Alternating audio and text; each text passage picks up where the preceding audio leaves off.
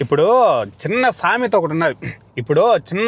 ఒకటి ఉన్నది నాలాంటోడు ఒకడు లేని దానికోసం పోయి ఉంది కూడా ఓడదనుకున్నాడంట. అట్టగా మన ఇండియా ఓడిది ఒకటిది ఇట్టే అయిపోయిన పరిస్థితి. అది ఎందుకనేది చెప్తా చూడండి. నా బండి అయితే ఇక్కడ పెట్టినా నేను కూర మటన్ కొనుక్కోబోదాం అనేసి. కాబట్టి ఇదంతా ఫుట్పాత్ మీద పెట్టేస్తారు ఈ బండ్లు ఈ విధంగా. ఇదో అదే ఆడుండే స్కూల్ కాన్సల్లా, అదే ఏసీఏ అమెరికన్ స్కూలు. మాకు ప్లేస్ దొరకదన్నమాట పెట్టుకునేదానికి. స్కూల్ కాడ పార్కింగ్ ప్లేస్ చాలా తక్కువ. అందుకనేసి ఈ మాదిరిగా ఫుట్పాత్ మీద ఇంకొచ్చి రోడ్ల మీద అడ్డంగా పెట్టి పడేస్తాం ఎట పడితే అట్ట. ఏం చేద్దాం, వేరే ఆప్షన్ లేదు. కువైట్ వాళ్ళు పోలీసు వాడు చూసినా కానీ ఎన్నోసార్లు మాకు ఫైన్స్ కూడా వేస్తూ ఉంటాడు. అయినా కావాలి కువైట్ వాడు ఖచ్చితంగా ఓడోడే కట్టుకొని రావాల్సింది, ఇంక వేరే ఆప్షన్ లేదు వాడికి.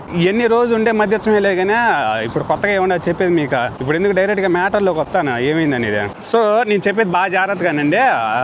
ఒక ఇండియా వ్యక్తి కువైట్ వాడు ఇంట్లో పనిచేస్తున్నాడు. గత 22 ఏళ్ళ నుంచి అనుకోండి, 22 ఏళ్ళ నుంచి పనిచేస్తున్నాడు.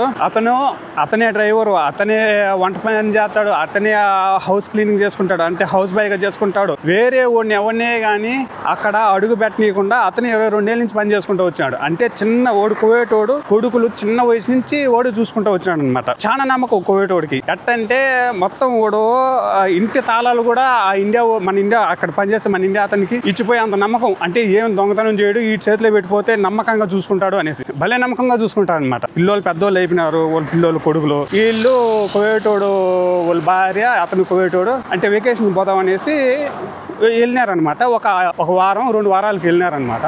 అది అతను మన ఇండియా అతను పనిచేస్తే అతనికి చెప్పినారనమాట. చూడు బాబు, నేను వెళ్తున్నాను బాబు, ఇల్లు జాగ్రత్త, టైం టు టైం లైట్లు ఆన్ చేసుకుంటా, లైట్లు ఆఫ్ చేసుకుంటా, జాగ్రత్తగా చూసుకుంటా. అంటే బాబా నీకెందుకు బాబా, ఇది నా ఇల్లు, నువ్వు భయపడాల్సిన అవసరంలా, ప్రతి ఒక్కటి నేను చూసుకుంటానులే అనేసి అని చెప్పినాడు. వాళ్ళు వెళ్ళిపోయినారనమాట. సో మనోడు ఇంకా హౌస్ బై పని, వంట పని, ఇంకా డ్రైవింగ్ పని అన్ని మనోటే కదా. అంతా కింద మీద పడి భలే చేస్తాడు అనమాట వాళ్ళకి పనులు. అది 22 ఏళ్ళ నుంచిలే చాలా బాగా చేస్తాడు అనమాట. ఒకరోజు ఏం చేసినాడు, వాడు ఇల్లు క్లీన్ చేద్దాం అనేసి పైకి వెళ్ళినాడు అనమాట. విండోస్ క్లీన్ చేద్దాం అనేసి. ఇదే బీఫ్, ఇదే ఇండియన్ బీఫ్, ఇండియా బీఫ్. ఇది వచ్చే తజికిస్తానా బాబు.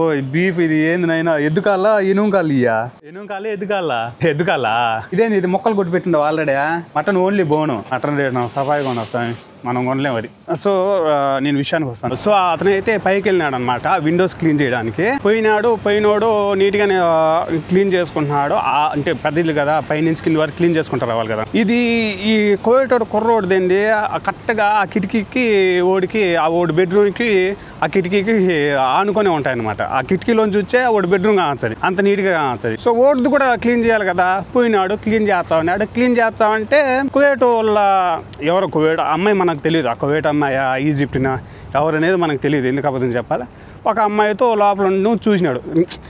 అది ఏ విధంగా అయినా కావచ్చు, అది ఎక్స్ కావచ్చు, జెడ్ కావచ్చు, వై కావచ్చు. చూసినాడు సర్లే అనేసి సైలెంట్గా ఉన్నాడు, ఏం మాట్లాడాల. ఓడేం చేసినాడు కోవిడ్ పిల్లోడు, రోజుకు ఒకదాన్ని తెచ్చుకోవడం మరిగినాడు అనమాట. ఆ చూసినాడు, వాడికి ఏం చెప్పలే కోవిడ్ పిల్లోడికి. మనోడు ఏం చేసినాడు, చిన్నగా విండో క్లీన్ చేస్తా ఉన్నట్టుగా అడిగి అవన్నీ వీడియో తీసుకున్నాడు ఆ విండోలోంచి. ఈ యువతల మనవాడు వీడియో తీసేది కూడా వాడికి తెలియడం ఆ కోవిటోడికి పిల్లోడికి. అంత ఫుల్ బిజీలో ఉన్నాడు కూడా. అవతల 1 వారం 2 వారాల తర్వాత కోవిట్ వాళ్ళు ఇంటికైతే వచ్చినారు. వచ్చిన తర్వాత మనోడు సైలెంట్గా ఉండొచ్చు కదా, ఉండలా. ఇంకా ఎంతైనా కానీ 20 ఏళ్ళ నుంచి పని చేస్తున్నాడు ఆ ఇంట్లో. ఇంట్లో ఏం జరిగేది చెప్పాలా, అదేదైనా కావచ్చు, తప్పవచ్చు ఒప్పవచ్చు. ఓడు సరే అనేసి వాళ్ళ బాబా మామూలుగా కైమాలో కూర్చోంటే పోయి చెప్పినాడు అనమాట. అవన్నీ కూర్చోంటే చాయ్ ఇచ్చా, వాళ్ళ బాబాయ్కి చాయ్ ఇచ్చా చెప్పినాడంట. అంటే ఇది నాకు ఎంత పర్ఫెక్ట్గా చెప్పినా అంటే, మనోడు వేరే వాడు ఉన్నాడు, వాడు నాకు చెప్పినాడు కాబట్టి నేను చెప్తాను. ఆ ఇంట్లో పనిచేసే వాడే పోయి కూర్చోంటే బాబాయ్కి చాయ్ ఇచ్చినాడంట.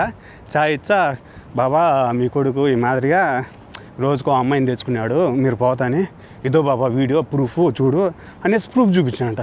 చూపించే తలకి ఆన్లైన్ వాకు. వీళ్ళకి వయసు ఏమో వచ్చే 16-15 ఏళ్ళు ఉన్నాయి, వీడికి ఇంత ధైర్యం వాటి నుంచి వచ్చిందిరా అనేసి అవాయిని భయపడిపోయినాడు ఆన్లైన్ కూడా. ఏది కోవిడ్ ఆన్లైన్ అవాయిని అతన్ని అడిగినాడు, బాబు నువ్వు ఎవరికైనా చెప్పినావు ఈ విషయం అంటే, లేదు బాబా నేను ఎవరికి చెప్పలేదు, నీకే నేను ఫస్ట్ టైం చెప్పడం అనేసి అన్నాడు. సరే బాబు నువ్వు ఎవరికి చెప్పొద్దు సరేనా, నీకు నేను డబ్బులు ఇచ్చాను 100 దినార్లు అనే తలకి. 100 దినార్లు మన బాబు ఓడి చేతిలో పెట్టినాడు, అంటే మన ఇండియా ఓడి చేతిలో పెట్టినాడు అనమాట. ఓడమ్మందంగా ఇదే ఏదో బాగున్నది, 100 దినాలు ఇచ్చినాడు అనేసి మామూలుగా పని చేసుకుంటా ఉంటే మళ్ళీ మరుసటి రోజు ఇతను వాళ్ళ బాబాయ్ ఆడుకో బయటికి విన్నాడు.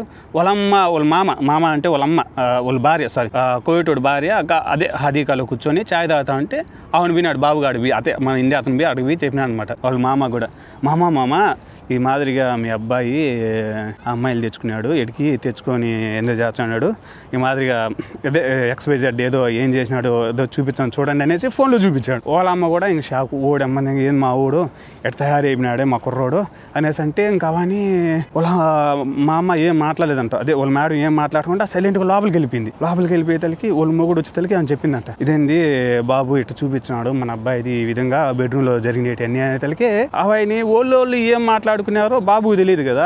వాళ్ళ బాబా ఉండేసి బాబుని పిలిచినారు. అవని పిలిచేతలకి అంటే సేమ్ హదీకాలం కూర్చుంటున్నాడు చాయ్ తాగుతా ఉంటే బాబు నీకు ఇచ్చిన 100 దినాలు నువ్వేం చేసినావంటే రూమ్లోనే ఉన్నాయి బాబా అనేసి అన్నాడు. సరే బాబు తీసుకురాపు, మనం 5 రోజులకి బయటకు వెళ్ళాలా, ఒక 5 రోజులకు సంబంధించిన గుడ్లు ఆ 100 దినాలు తీసుకో సరేనా అనేసి అని పోయినాడంట. ఆ 100 దినాలు తీసుకున్నాడు. ఆయన బాబు తీసుకొచ్చి మన ఇండియా అతను తీసుకొచ్చి ఆ కువైట్ అతను చేతిలో పెట్టినాడు. ఆయన ఒక చిన్న బ్యాగ్ ఒకటి తగిలించుకున్నాడు.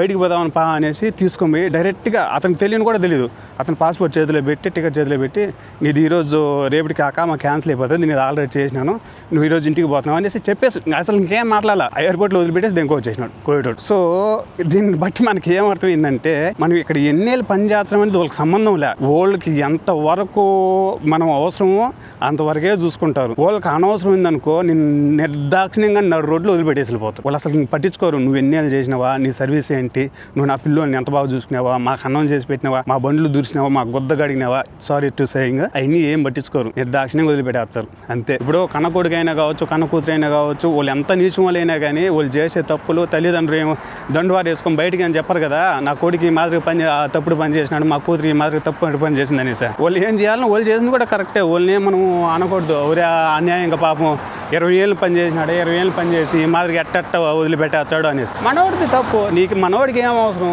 నువ్వు ఏం పని చేయడానికి వచ్చినావు ఆ పని చేసుకోవాలా దెంగేయాలా అంతవరకే. ఓడి పిల్లోడు ఏం చేస్తున్నాడు, ఎవరిని దొడుకోవచ్చుకుంటున్నాడు, ఏం చేసుకుంటున్నాడు, నీకు దేనికి పోయేటోటి చెప్పినావు 100 దినాలు వచ్చినాయి అప్పటికి వదిలిపెట్టేయచ్చు కదా. అలా ఇంకా అత్యాసకు పినాడు ఓడి తీసుకుని ఓడిపోయినాడు.